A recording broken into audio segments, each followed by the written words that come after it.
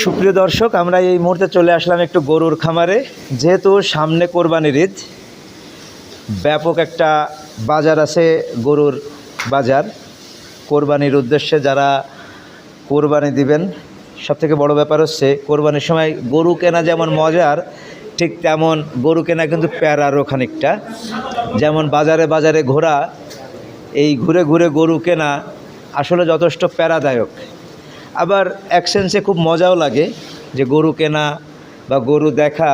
যারা কোরবানি দেন তারা নিশ্চয়ই এটারে ওইভাবেই উপলব্ধি করেন।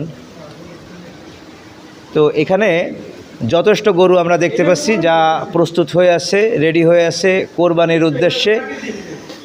আমরা একটু মালিকের সঙ্গে কথা বলবো, গরুর খামারের সঙ্গে কথা বলবো।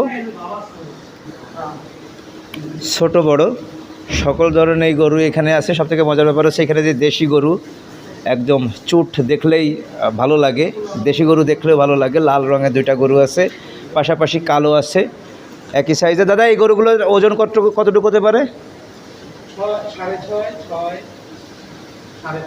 5.5 মন 5।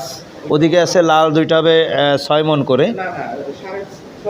6.5 এটা হবে 5 মন।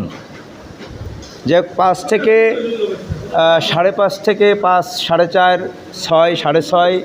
এদিকে আরও বড় গরু আছে,